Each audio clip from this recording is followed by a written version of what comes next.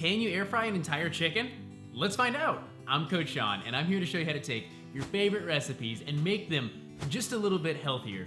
Today, I'm trying something completely new. I'm gonna take a whole chicken and I'm gonna throw it in the air fryer and we're gonna see what happens. Spoiler alert, it turns out amazing. You're not gonna wanna miss it. This is Coach Sean's Kitchen.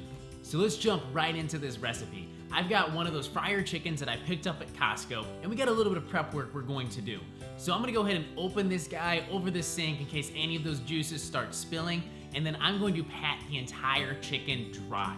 Now before I do anything else, I'm going to season the inside with some kosher salt. I'm not putting anything else on the inside of this chicken, and then I'm gonna tie the legs up. This is going to make it a little easier to maneuver and also help it to cook more evenly.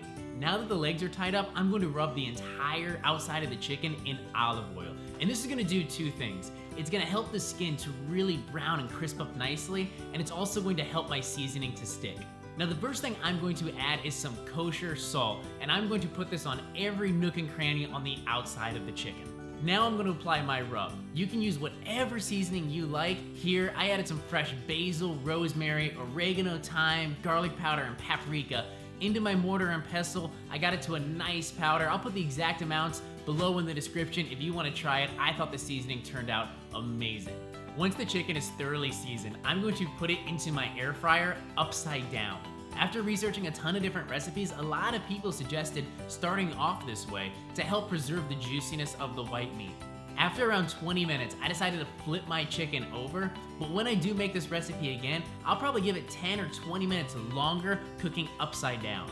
Now the chicken ended up cooking at 325 for about an hour, but I went by temperature looking for that 160 in the white meat, around 170 in the dark meat. The result? Just by the appearance, this chicken looks amazing, just like you'd pick up at Costco. The outside is super crispy, you've got beautiful golden color all around the outside chicken. I give it a 10 out of 10 on appearance. Now as far as the taste, the skin on this chicken was to die for. It was some of the best chicken skin I've ever had. And as far as the taste, the meat was so juicy. I'm not a big white meat guy. I think dark meat tastes so much better, but even I could eat that chicken breast, especially dipped in all of those juices that rendered off with a little sliver of skin on top. But if you compare it to the dark meat, oh my God, the thigh and the drumstick were easily the best part of this meal. Now would I make this again? Yes. From the price of the chicken to how easy this was to make, this is going to quickly become a staple in our household.